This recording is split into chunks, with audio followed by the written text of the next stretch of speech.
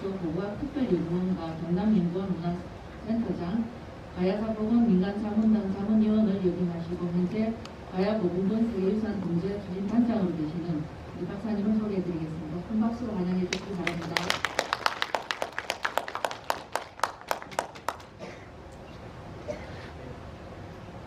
예, 반갑습니다. 고서군 문화관광과 공식 홍보도원 박승길입니다. 교수님하고 과장님께서 너무 말씀을 잘 하셔서 제가 좀 위축됩니다만, 지금까지 가야사 정책을 수행하는 과정 속에서 진행됐던 일들과 지금 우리 소가야와 관련된 고성에 관련된 일들을 간략하게 위에 좀 올라가 하시면 애들이 좀 불편하네요. 위에 올라가.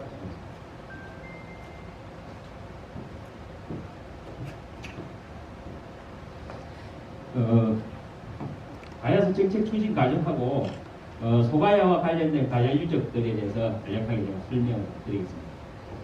자, 고대 동아시아 해상왕국 가야 이렇게 되게 많이 부르기도 합니다. 왜 해상왕국 가야일까? 이 부분에 대해서 잠시 제가 언급드리고,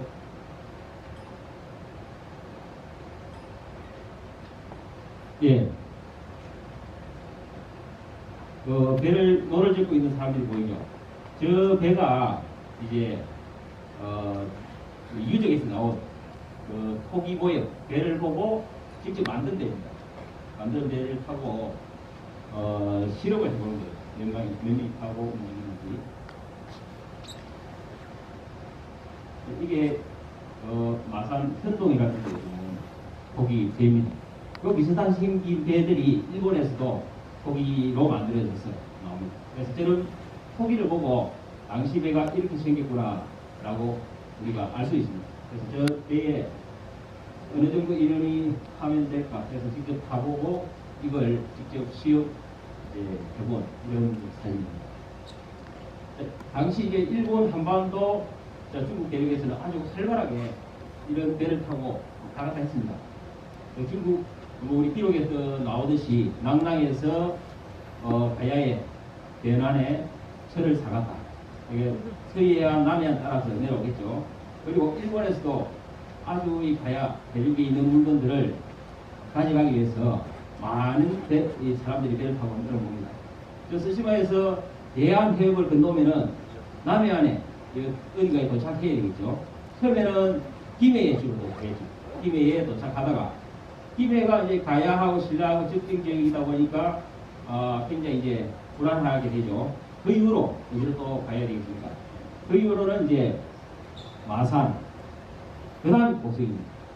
특히 고성이 남해안에서 딱 중간에 있기 때문에 이 스시마에서 배가 당시에는 굉장히 좋지 않고 이 바다를 건너는 배하고 그 다음에 내륙에 낙동강이나 영산강이나 이런 내륙에 또 다니는 배는 다릅니다. 그래서 이렇게 중간중간에 항구마다 거칠 수밖에 없고 해협을 넘어오는 배들은 정박하고 다른 배를 또 이용하고 가겠죠. 그래서 가장 안전하면서도 남해안에 딱 중심에 있는 데가 고성입니다. 그래서 주로 고성에서 이런 일본, 중국 가야 관련 유물들이 많이 나오고 고성이 이건 해상왕국이나 이렇게 이야기를 할 수 있는 근거도 그런 데서 찾을 수가 있습니다.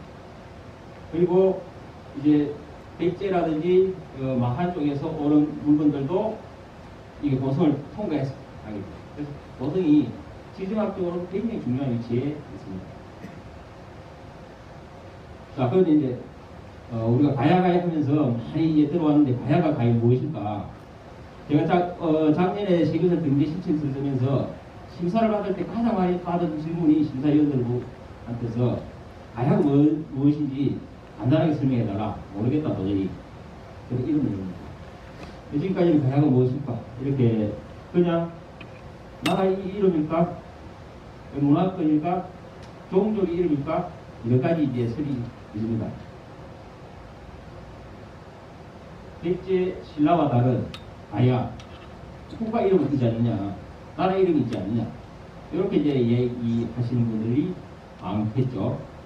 자, 그러면 이 가야 안에는 왜 이렇게 또 많은 또 여러 나라 이름이 있을까? 대가야, 비아가야, 아라가야, 금강가야, 소가야 일접경 지역에 또 여러 비문국, 다라국 이런 나라들이 있죠. 그래서 같은 나라인데 왜 이렇게 안에는 또 다른 나라들이 많을까? 이게 약간 이제부터 혼란이 생깁니다.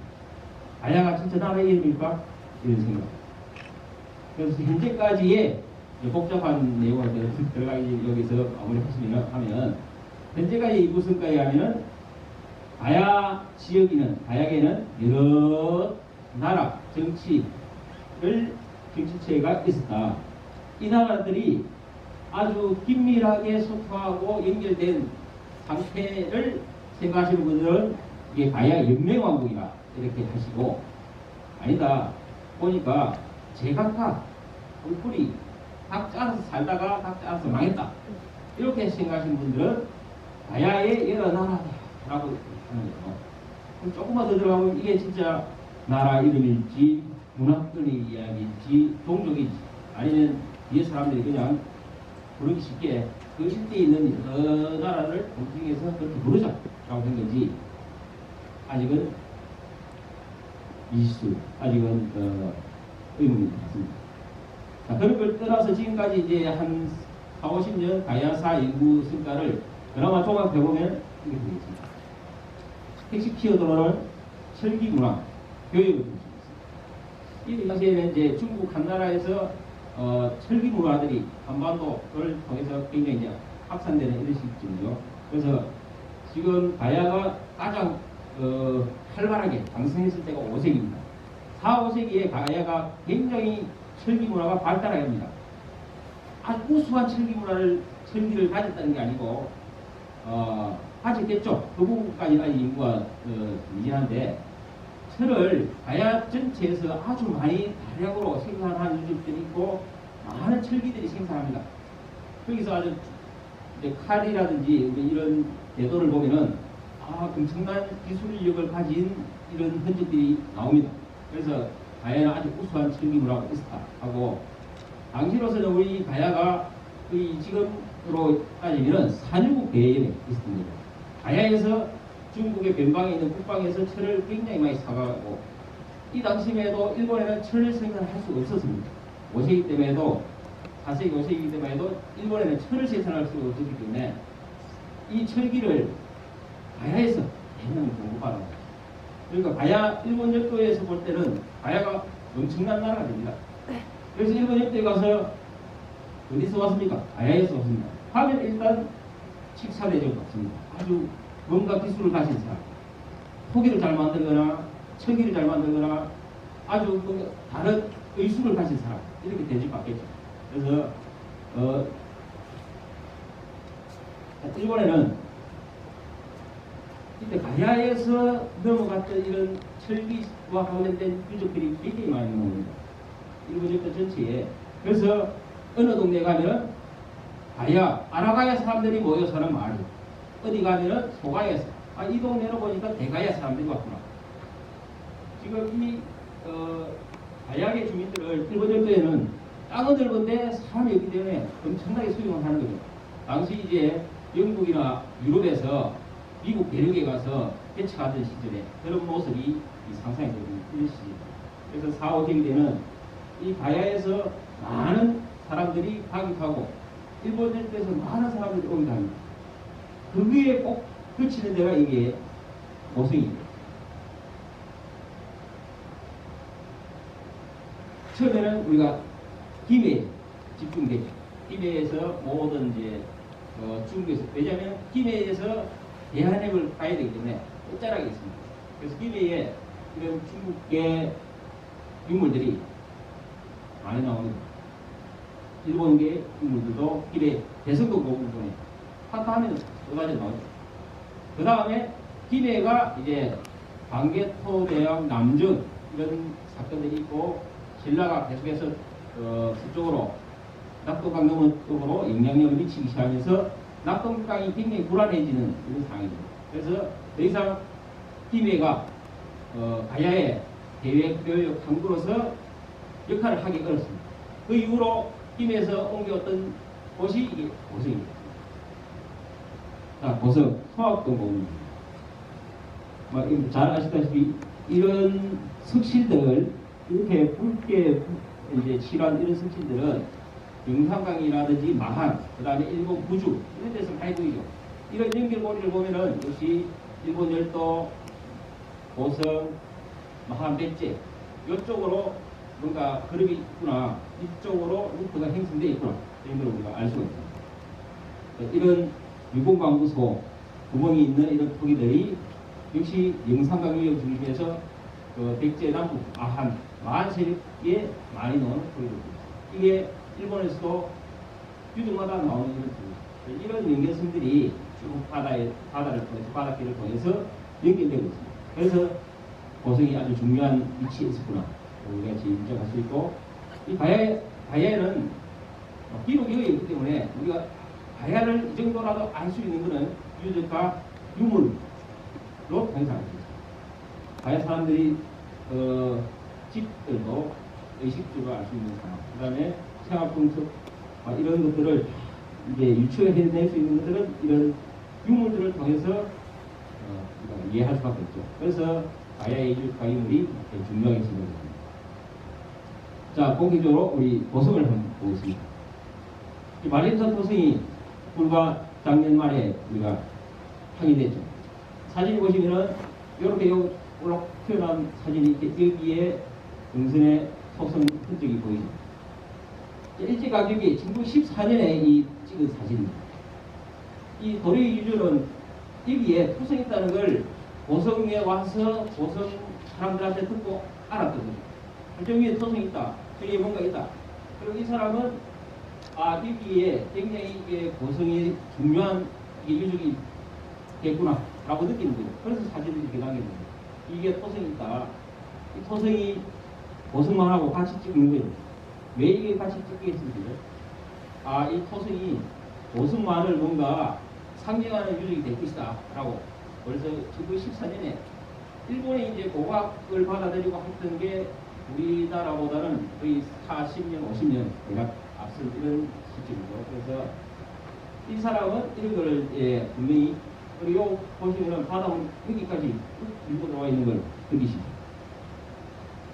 이 다음에 안에 이렇게 항구와 관련돼서 그 다음에 가야의 어떤 해상왕국 가야의 실체를 이야기해 줄 수 있는 유적으로서 힘의 공황대 유적 외에는 이 말림산 토성이 유일합니다. 그리고 남해에 우리가 그 서해안 남해안 삼면이 바다가 되어 있지만은 해양과 관련된 유적들이 이렇게 확인되는 경우가 별로 없죠. 저기 전라도 쪽에 가면은 장보고 유적지 있습니다. 그 이후로 쭉 보면은 이 말림산 토성이 그런 걸 대변하는 앞으로 유적이 될 가능성이 굉장히 높습니다. 그래서 이 말림산 토성을 이제 늦었지만 우리가 100년이 훨씬 지난 다음에 우리가 이걸 다시 인지하고 그거에 대해서 가치를 다시 이제 인지를 한 거죠. 그래서 늦었지만 이 유적을 어떻게 이제 살릴 것인가가 이제 우리한테 주어진 과제가 있습니다. 자, 1914년에 벌써 이 토성이 있다라고 하고 갔지만은 우리는 그 사실 땅거리 잊어버리고 여기에 토성이 이렇게 산에 돌아갑니다. 여기에 건물을 짓죠. 이 건물 토성이 있었다는 걸 알고 있었으면 지었겠습니까? 그냥 지었겠죠. 모르고 지었습니다. 그나마 한 4분의 1 정도가 막 훼손됐다 생각하고 그나마 이만큼이라도 남아있었던 것이 기적입니다. 이 토성이 그나마 이 아래쪽에 있었으면은 벌써 우리가 이 부지런한 우리들이 이제 밭을 발행했겠죠. 근데 다행히 산 정상부 쪽으로 조금 더 붙어 있는 바람에 여기 있었던 경사가 좀 급해지기 때문에 이 토성이 다행히 남아있었습니다. 이 정도의 토성이 흔적이 잘 육안으로 보이듯이 잘 나오는 경우가 없습니다. 이게 우리 같이 일하시는 분들이 이렇게 열심히 조사하고 있죠. 이게 다 토성입니다. 토성이고 앞쪽에 토성을 보호하기 위한 이런 장할벌 넣어서 토성을 보호하고 토성 앞쪽에 이런 오랑도 파서 하고 있습니다. 이제 이 부분을 가지고 우리가 이게 토성이 확실하구나. 그야말로 전설로 내려오는 것이 우리가 이번 조사를 통해서 이제 확신을 가지고 현실화되죠. 토성의 모습입니다. 색깔도 차이가 나고 쌓은 상태도 차이 나고 여기에는 뭔가 나무 기둥 같은 게 들어가 있고 위쪽에 좀 더 있었을 건데 아마 상팽되었겠죠. 그런데 이 정도 토성이 잘 남아있는 경우도 거의 드뭅니다. 그래서 이렇게 쌓는 방식들도 잘 이렇게 나와 있는 경우는 말리산 토성입니다. 자, 이 지금 현재 상황입니다. 자, 토성이다라고 생각하고 이 산을 보면은 굉장히 중요한 산이다라는 걸 알 수 있습니다. 고성 분지를 전체를 조망하고 있는 산, 그리고 여기에 지금은 뚝으로만 가서 이게 이제 바닷물이 들어오지 않지만은 당시 이제 추정해 보면은 아까 지금 14년 그림에서 보시다시피 바닷물이 여기까지 쭉 들어옵니다. 여기가 고성 항구의 본 모습입니다. 이 항구를 내려다보는 토성이 여기 있는 겁니다. 아주 좁은 수로 대로에 들어와서 넓은 항구가 천혜의 항구가 되겠죠. 여기를 지키거나 관리하거나 보고 있는 이 말리산 토성이 아주 굉장히 중요한 이 우리 고성 항구를 바라보는 토성이 상징이에요. 지금은 지형이 변하고 아무것도 없지만 이 토성이 유일하게 이 모습을 이야기해주고 있는 거예요. 그래서 말리산 토성이 굉장히 중요하다. 그리고 이 말리산 토성에서 보면은 송악동 고분군 동해동 부초 우리 남해 지역에 동해동 배총은 거의 초등학교 다 졸업하면 거의 다 아는 이런 들어본 이런 분위기예요. 그러니까 아직도 우리가 저게 독일연물 이랬습니까? 국가사직이 안 됐다는 거는 굉장히 아직도 저게 국가사직 아닙니까? 라고 내묻는 분들이 알고 그래서 요 말리산 토성, 청학도 고분군, 동해동 부쪽 이 일대 전체를 당시 소가야의 왕도 이 모습이 남아있는 현재까지 남아있는 유적으로서 앞으로 어떤 모습일까라는 걸 복원해주고 유추할 수 있게끔 해주는 것이 이제 앞으로의 과제라고 합니다. 자, 그러면 가야문화권 조사 인구가 이게 정책적 효과를 생각합니다. 불과 2017년부터 시작됐는데 이 사이에 이런 말리산 토성도 하게 되고 가야 지역의 여러 유적들이 조사되면서 아주 가야사가 굉장히 좀 공궤도에 올랐다 이렇게 생각할 수 있을 정도로 됐습니다. 가야문화권 조사 인구가 어떻게 시작됐느냐라고 이제 설명을 드릴 건데 딱 세 가지입니다. 하나는 지금까지의 가야사를 너무 우리가 암치했구나라는 반성. 지금까지 우리 신라, 백제, 고구려 이렇게 남한에서 신라 백제의 중심에 출처가 있었죠. 그래서 이제 신라 백제를 넘어서 주변에 있었던 여러 우리 고대 정치체들도 관심을 가지. 그리고 이런 것이 국토의 균형 발전을 이루는 아주 중요한 내개고리가 될 수 있다. 그 다음에 이제는 그 지역에 있는 주민들이 즐기고 느끼고 좋아해야 그 유적이 삽니다. 그래서 그 지역에 있는 분들이 그 지역의 주민의 삶을 어떻게 도우는데 보탬이 될까 문화유산들이 지역 주민들이 사랑하고 느끼면은 당연히 다른 것으로 관심을 가지고 보러오게 돼 있는 이런 상황으로 요즘은 진행됩니다. 그래서 이런 세 가지 정도로 가야문화권 조사 인구가 진행되었다고 봅니다. 간략하게 이제 설명드리면 그냥 무턱대고 가야사 한번 해보자 이렇게 진행된 것이 아니고 이제 1단계는 가야사 이제 조사 인구가 1999년에서 2007년까지 조사된 적이 있습니다. 이게 1단계 가야 역사 문화권 정비인데 말은 이렇지만 이때는 주로 김해만 조사가 되고 예산이 투입이 되죠. 그 다음에 2010년부터 19년까지인데 이때는 또 고령에만 집중이 됐습니다. 그 이후에 이제 가야문화권 시장 분수 TV가 나오면서 너무 김해 고령의 중심에 두지 마라. 다른 쪽에서도 다 가야가 있지 않느냐. 좀 지역 균형 발전에 맞게끔 골고루 조사 일부 지원을 해달라. 이렇게 요구를 하게 됩니다. 그래서 이제 가야문화권 국회의원이라든지 이런 통해서 가야문화권 개발 및 지역 특별법 제정 요구를 계속하게 됩니다. 현행문화재에서는 문화재청에 있는 사적이라든지 이런 보존 이 정도의 수준밖에 지금 예산 지원이라든지 정책 배려가 없기 때문에 특별법이 없으면은 굉장히 진행하기 어려운 게 지금 문화재 보호 정신입니다. 그래서 가야문화권 시장 분수 발전 협의회에서는 이제 가야문화권 조사 및 준비 이런 부분에 대해서 꾸준하게 정책 의제를 요구하고 있습니다. 그래서 때마침 이제 지금 17년에, 그러니까 2017년에 대통령 선거 때 가해사가 이제 6대 핵심 과제가 지역공약으로 발표가 됩니다. 그리고 이게 2017년 6월에 국진과제에 포함되게 되면서 법무사를 하게 됩니다. 그래서 우리가 경상남도에서 가장 빨리 발빠르게 대응해서 이게 진행될 수 있습니다. 경상남도에서는 100대 과제에 포함되고 국정과제 지역공약이 발표되면서 경상남도 자체에서도 이제 가야문학과 조사 및 정비 또 부분에 대해서 수립하게 됩니다. 모두 5가지로 나눌 수 있는데 가야사 정립과 이 가야사를 통해서 경남의 정체성을 확보하고 그다음 지역 문화를 발전시키고 그다음 영문화 이런 협력사 그다음에 가야문화권 공동 발전과 중앙 상생 발전 이 5가지 테마로 해서 만듭니다. 그리고 제일 먼저 조직이 중요하죠. 조직을 정비합니다. 문화관광체육국장을 중심으로 해서 조직을 준비하고 조사연구반, 보건정비반, 활용반 이렇게 진행합니다. 그래서 2017년에는 가야사 보건 전체 모드맵을 수립합니다.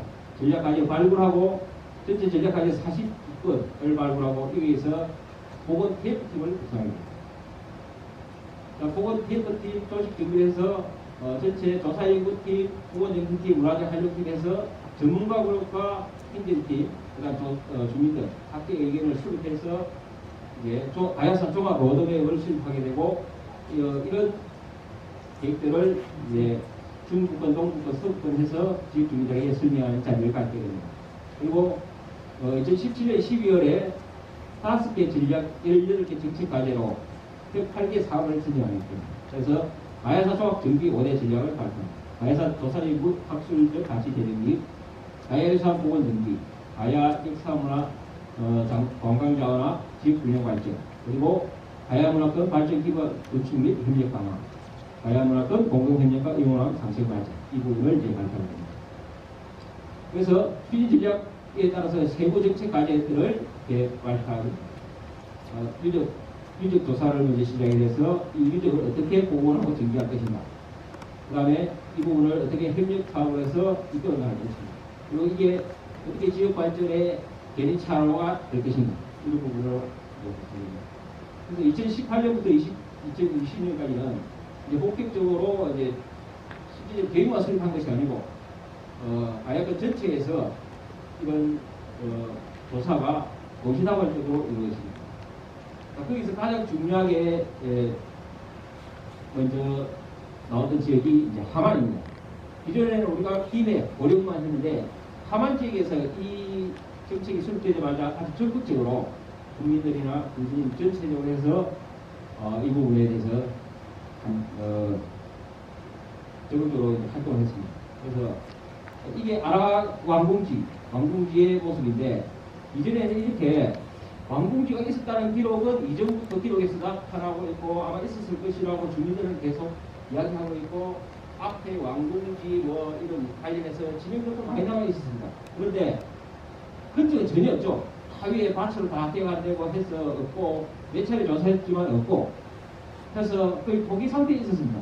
그런데 이 지역이 약간 나트막한 언덕에 아주 햇살이 좋은 이런 지역이다 보니까 이제 개발업자들이 여기를 마지막 남은 노른자에다 해서 함안군에 엄청나게 이제 와서 주택 개발하기 위해서 많이 찾아왔습니다. 불과 2017년, 2015년에만 해도 이 길 전체를 이제 개발하려고 접수도 하고 한 지역입니다. 그래서 뭔가 군에서도 뭔가 이게 인이 있을 것 같은데 막을 근거는 없고 뭐 있다고 하기도 그렇고 해서 차일피일 조금씩 미루고 있었던 상황인데 때마침 여기에 이제 우연찮게 이게 발견이 됐습니다. 발견되다 보니까 이렇게 시부터 쌓듯이 쭉 쌓아서 그죠? 여기서 이 파축이라는데 여기서 조사했는데 아무것도 없을 줄 알았는데 이 아래쪽에서 호성이 이렇게 쭉 돌아가는 게 이게 앞에 있는 게 목청님들입니다. 쭉 남아있죠. 육안으로 보면 우리가 말리처럼 호성보다는 거의 육안으로 관찰이 안 됩니다. 땅만 파면이죠. 파면 나오는데 바위 끝자락에 이게 경사면 쪽에 쌓아 올렸던 흔적이 남아있어서 이 성경입니다. 그래서 이 토속이 전체가 있구나. 이게 전설로서 내려오는 게 이제 유관으로 확인되고, 이걸 이제 국립문화재연구소에서, 가야문화재연구소에서 조사를 하고 1년 반 만에 이 전체를 사주로 되어 있습니다. 그리고 이제 여기 탄력 받아가지고 이제 함양군에서는 마리산 부분에 대해서 다시 대대기기 조사에 돌입하게 됐습니다. 이게 1918년에 조사된 마리산 14부분인데 마리산의 왕릉입니다. 밑에 쪽에 있는 안반들을 깎아서 높다랗게 만들고 위에를 흙을 쌓아서 이렇게 만든 건데, 이 그림은 1918년에 안쪽에 들어가서 찍었던 사진입니다. 이거는 2018년에 100년 후에, 정확히 100년 후에 찍은 사진인데 똑같죠? 이렇게 이런 것들이 대조사가 됐고, 여기서 후공도에 이런 홈들이 별자리로 추진되는 홈들이 많습니다. 그래서 게스트 뚜껑에 여름날의 하늘에 있는 별자리를 표현하는 뚜껑들이 나와서 이제 가져가게 됩니다. 여기서 나온 이제 토기들입니다. 집 모양 토기, 사슴이 이를 쳐다보고 있는 이런 불꽃 문양이 있는 토기, 이런 것들이 함양마리산에서 조사됩니다. 그리고 이제 지산도에서도 더 이상 우리도 질 수 없다 해서, 함안에 질 수 없다 해서 조사를 하게 됐습니다. 정비, 이게 도로가 있었는데, 등산로가 있었는데 여기에 정비를 하면서 조사를 하고 있습니다. 그 안에 안쪽에서 보니까 이 구슬들이 나오죠.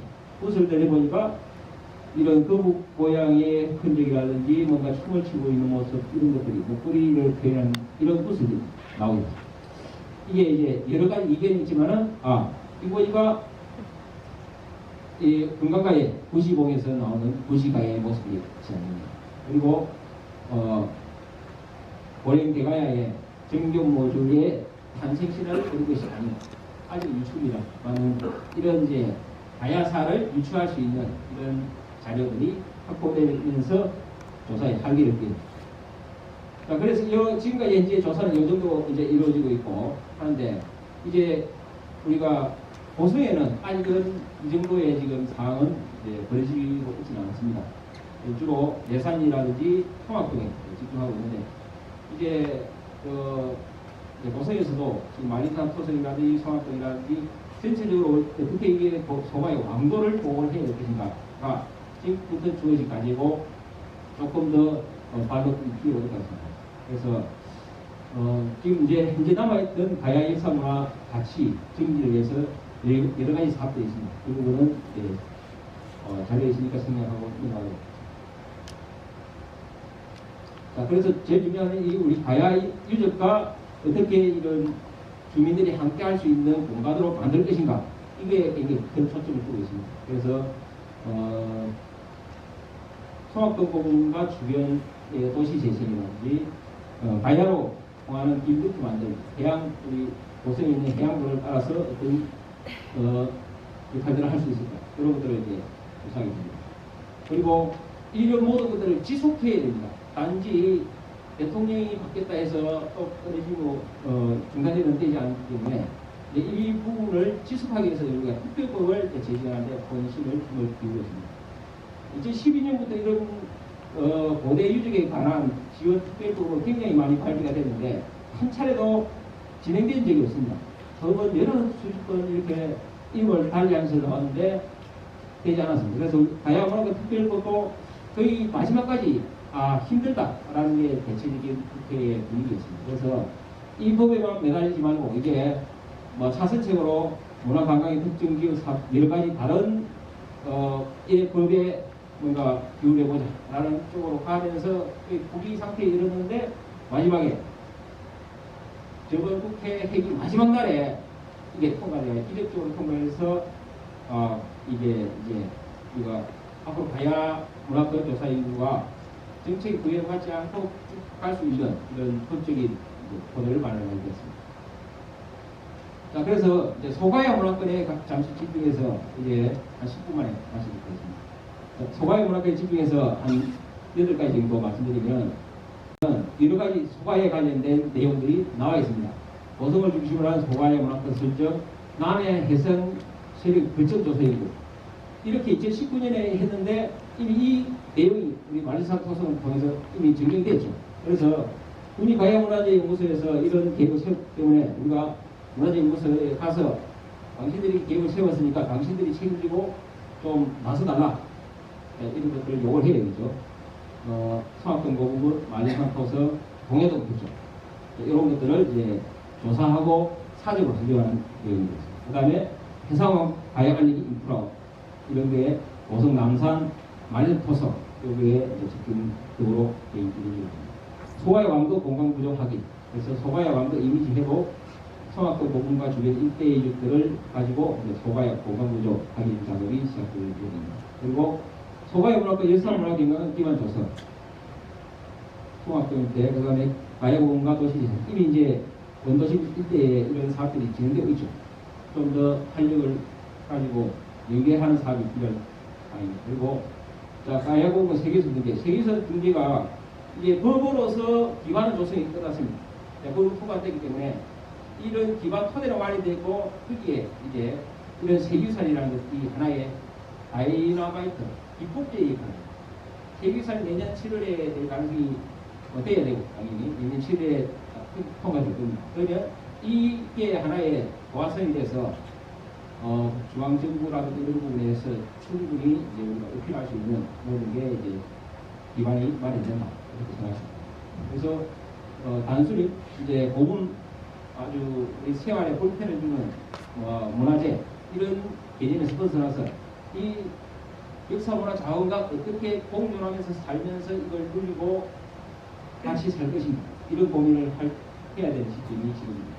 그리고 우리 고성에는 대한도로가 굉장히 많습니다. 이런 부분과 우리 가야로 통하는 길 루트 만들기 사업이 진행됩니다. 이게 영흥 호남으로 이어지는 길, 이게 하나의 큰 주제이기 때문에 고성에서 승지강을 따라 넘어가서 호남 쪽으로 연결되는 루트 조성하기가 굉장히 용이한 방입니다. 그래서 가야문화과 역사길 조성, 고성구 해안도로, 특히 내산 일대를 이런 사업과 연결시켜서 주목을 할 필요가 있습니다. 그리고 코리아 둘레길 조성사 이런 게 이미 벌써 계획이 되고 있고 진행되고 있는 사업이기 때문에 이런 것들과 연계해서 우리가 가야로 통하는 길 사업 이거를 진행할 필요가 있습니다. 자, 이제 거의 우리가 이 서부경남 지역이 전국에서 가장 낙후된 지역이 됐죠. 서울에서 가장 먼저 시간이 빨리 가는 곳이 이제 우리 서부경남은 거의 뭐 4시간 이렇게 걸리는데 호남 지역만 해도 2시간 만에 가거든요. 강원도 이제는 오지 산골을 했는데 그건 1시간 만에 갑니다. 그래서 남북 내륙철도가 연계되면서 남북 내륙철도가 가야문화과 전체를 간통하게 됩니다. 그래서 앞으로 이 남북 내륙철도를 어떻게 이용해야 될 것인가 라는 게 지금 우리한테 아주 중요한 숙제로 나왔습니다. 이런 사업들을 계획하고 진행해야 됩니다. 그 다음에 남해 형님이 이런 이야기인데 지금 주로 가야가 내륙에 있는 유적들에만 계속 집중하고 있습니다. 우리 고성은 그리고 남산 만리산 토성을 시작으로 해서 남해안 쪽에 이런 유산들의 관심을 가지고 남해안 문화에 대해서 이제 어필을 하는 게 고성의 교육 과정입니다. 자, 마지막으로 이제 이게 이 계획이 단기적으로는 2021년부터 2030년까지 예정되어 있습니다. 앞으로 10년입니다. 그래서 우리 고성구 문화관광과에서 10년간 길게 내다보면서 좀 아주 단위로 연단위로 아주 좀 이렇게 세부 계획을 짜고 10년간 어떤 식으로 이렇게 중앙정부와 얘기해서 이런 사업들을 유치하고 끌어낼 수 있을지를 지금 고민해야 됩니다. 그래서 고민을 먼저 하고 실행하는 쪽이 무조건 먼저 연구를 하게 되는 상황입니다. 그래서 크게 보면 가야의 역사성 회복과 가야 문화가 전체 공동 발전, 연대와 협업에 기반한 지역간 상생, 그 다음에 가야 문화권 문화예술 연구소서 이런 것들이 우리 내산이나 통합동에서 이루어지게 되죠. 자, 마지막으로 이제 세계유산입니다. 세계유산에 이게 가장 중요한 입국지 중에 하나가 되기 때문에 올해 9월 말이나 10월 초에 이제 현지 실사가 옵니다. 실사가 하고 내년 7일 되면은 이렇게 유네스코 세계유산 총회에서 결정이 됩니다. 어제 유네스코에 있는 한국 대사관에 우리가 보낸 세계유산 등재 신청서가 접수가 됐고 아마 오늘 유네스코에 이제 정식으로 접수가 될 예정입니다. 그래서 현재 그 우리나라 유네스코 14개 돼 있죠. 자, 이런 경주 역사지구, 고구려, 이런 것들과 어깨를 나란히 할 시점이 불과 1년 남았습니다. 자, 수원 화성이 오십니다. 자, 우리의 자랑, 양산, 합천 행사. 그 다음에 가야와 끊임없이 교류하고 공유했던 백제 역사를 붙입니다. 자, 이런 것들하고 우리 가야가 지금 경쟁을 하면서 세계유산의 등재를 준비하고 있습니다. 경제 세계유산 등재는 아시다시피 7개입니다. 경남 15개, 김해 대성동입니다. 그 다음에 하마마리산입니다. 그 다음에 합천 옥정입니다. 고령 지산동입니다. 자, 고령 지산동 부분 고성송학동. 자, 비문국이 있을 남원 유공리와 두랑리도. 우리는 주변에 이 가야 고분들이나 유지들이 흔히 보이기 때문에 별로 이런 마음이 동하지 않을 때가 있지만은 이 서울 사람들이나 수도권에 있는 사람들이 이런 가야 고분 이런 걸 본 적이 별로 없습니다. 근데 우리가 이 사진을 좀 잘 찍기 때문에 이런 사진을 보면 저기 어디가 가보고 싶다 이런 분들이 많습니다. 강의를 하면은 유네스코 또 문제는 유네스코 그 대표부에 가서 그 외교부 직원들하고 이게 유네스코 가야를 해야 돼요. 가야가 어딥니까? 하는 그 공무원님 계시냐고요. 가야 그때 시험 칠 때는 아마 그 국사가 그 시험 종목이 없었고 그 다음에 공부를 안 했다 하고 그래서 가야가 여기 밑에 그 경남 쪽에 있습니다 라고 설명한 적이 있는데 그런 걸 보면 우리가 세계유산 꼭대기에 있는 우리 세계유산 되면은 엄청난 홍보의 효과가 있기 때문에 국내는 물론 세계 사람들도 한반도 오니까 한국에 오니까 신라 백지만 있는 줄 알았는데 가야라는 게 있구나 라고 아주 쉽게 이해합니다. 외교부 직원이 가야가 어딥니까? 우리나라 맞습니까? 이런 문제가 이제 앞으로 안 나오게 되겠죠. 그런 것만 따지고 해서 그런 홍보를 볼 때 우리 가야 공부의 세계유산 되는 게 꼭 필요하십니다. 이하가 강진교동과 상해문입니다. 아주 이 자유스럽고 행복한 모습의 이제 사진입니다. 이게 우리 동네에 있다. 이게 고성송학동 부분입니다. 이 그림을 보는 사람들, 저기 꼭 가보고 싶다. 이런 분들이, 제가 저번 주까지만 해도 서울에서 그 출판사에서 이렇게 신청서를 같이 작업을 했는데, 거기에 있는 일하는 분들도, 여기 어디입니까? 이 가보고 싶다. 사진은 엄청 좋죠. 자연스럽게 보이고. 실제로 좋습니다. 실제로도 좋습니다. 그래서 하루빨리 이 마스크를 벗고 저렇게 자유롭게 우리 주변에 있는 유산에서 이렇게 평화롭게 생활할 수 있는 그날이 빨리 오기를 기원합니다. 네, 감사합니다.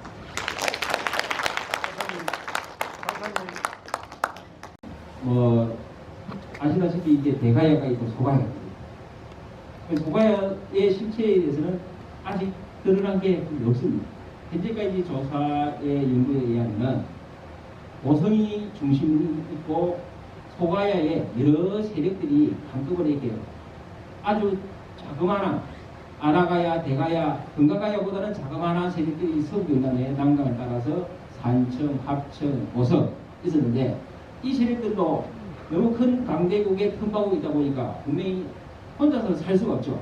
그리고 산청, 진주, 합천 이런 데 있는 이 소가야의 이런들도 바다가 없기 때문에 자기들도 고립해서 살 수는 없는 거예요. 그래서 이런 작은 세력들이 모여서 하나의 또 다른 연맹체를 만듭니다. 그게 통칭해서 소가야 연맹체. 그 소가야 연맹체의 리더가 이 고성입니다. 그래서 이게 나라 조그마한 나라마다 이름이 있겠죠. 우리가 기록에 보면 한 50개 정도의 이름들도 나오고 어떨 때는 24개, 어떨 때는 6개, 7개 나오는데 진주에 있었던 어떤 조그마한 정치체 또 이름도 현재 진주시 그게 좀 되겠죠. 그때도 자기 이름도 있을 거고 산청에 있는 이름들도 있을 거고 이런 게 어느 순간 한 번에 모여서 이렇게 우리 살 수 없다. 하나로 똘똘 뭉치자. 이게 이제 옆에서 신라라든지 백제라든지 딴 데 보니까 그게 뭐하는 사람들이야? 동네야? 그게 소가야 작은 나라들이 하나의 큰 세력을 형성하는 게 생겼다더라. 그게 이 사람들이 거기를 소가야라고 하자 이렇게 된 거죠. 그 다음에 두 번째 이제 해상왕국. 아까 말씀드렸다시피 이 가야가 가장 클 수 있었던 것은 옆에 밑에 바다가 있었거든요. 이 가야가 저기 충청도라든지 경상북도 내륙에 있었으면 가야가 남아 있었지도 않고 가야라는 이름도 없었겠죠. 이 바다의 한가운데 나무적이 있었고 왼쪽에는 백제가 있고 오른쪽에는 신라가 있고 바다 건너에 일본이 있고 이런 지점이기 때문에 굉장히 중요한 이런 지정학적 위치에서 백제가 이걸 한꺼번에 물 수 없고 신라가 이 한꺼번에 물을 수 없고 일본도 놓칠 수 없는 공간. 이 공간이 아주 절묘하게 연출되기 때문에 가야가 기록으로는 1세기, 6세기까지 적지 않은 시간입니다. 600년 동안 이렇게 유지를 할 수 있었던 것도 이런 아주 힘의 균형을 가장 적절히 이용했고 아주 중요한 이게 중간에서 매개체 역할을 했다. 그런데 김해에는 여러 복원에서 유물들이 많이 나오죠. 보성은 따지고 보면 조사된 게 별로 없어요. 송악동 공문의 1호분 조사입니다. 1호분에서 일본계 유물도 나오고 백제계 유물도 나오고 대가의 유물도 나오고 유물들이 많이 나오니까 분명히 이 사람들이 바다를 통해서 뭔가 연결되고 있었구나라는 정도. 그 다음에 바닷가에 있기 때문에 내산리에서도 조사하니까 여러 유물들은 나오는데 결정적인 정도는 없었죠. 그런데 아까 보신 것처럼 만리산 토성 이런 게 이 이야기를 좀 더 확실하게 정리해 줄 수 있는 유적입니다. 그래서 조금 더 우리가 시선을 바다 쪽으로 돌려서 바다의 쪽에 뭔가가 있을 것이다. 그리고 만리산 토성적을 굉장히 우리가 이제 기틀을 살짝 잃어본 상황이죠. 그래서 저 유적을 굉장히 어떻게 앞으로 보존하고 조사하고 할 것인가에 대해서 고민을 저 토성이 중요한 게 아니고 토성에서 바라보는 보성만의 보성 항구의 모습, 보성 군지의 모습을 우리가 보여주고 오는 사람들한테 그걸 이해를 시켜야 앞으로 소가야 보성이 해상왕국 아니다 라는 이야기들이 돌아가실 쯤 되면은 보성을 나가실 쯤 되면은 무슨 소리냐. 보성은 역시 남해안의 아주 중요한 항구에서 중요한 역할을 했던 해상 세력이었다라고 이해하고 돌아갈 수 있다고 생각합니다. 그런데 우리가 고가야를 쓴 게 제가 알기로는 얼마 안 됐거든요. 이게 우리가 남한 시대에는 오남미 동리 오차고 그랬거든요. 그런데는 이제 고려 시대 중기전이가 쓴 유사에 딱 한 줄 나옵니다. 고가야라고. 그래서 보통 사람들은 좀 이상하다. 내가 그렇게 펜토 사학들도 그렇게 장난하고 있습니다. 저도 그냥 좀만 65인도도 보면 그때는 소가야를 안 했어요. 그럼 제가 알기로는 1976년도에 우리가 소가야 문화재가 그때 처음에 제1회가 시작됩니다. 그때부터 소가야를 했거든요. 그래서 이제 우리가 문화원에서는 보냈으나 가야학을 경호하는 교수님들 모시고 1년에 몇 번씩 드론에나 이렇게 세미나나 오늘 이런 걸 많이 했거든요. 확실하게 대답하는 사람이 없더라고요. 그래서 오늘 한문이 하겠습니다. 오늘 귀한 강의를 해주신 우리 하성철 박사님께 한 번 더 큰 박수 부탁드리겠습니다. 여러분들 구전 날씨에도 깨끗하게 이 자리 지키셔서 고맙습니다. 질문도 많으실 거고 궁금한 것도 많으실 텐데요. 아까 전에 말씀하셨듯이 저희 고성 문화관광 소통 벤트라고 있습니다. 가입 안 하신 분 가입해 주시고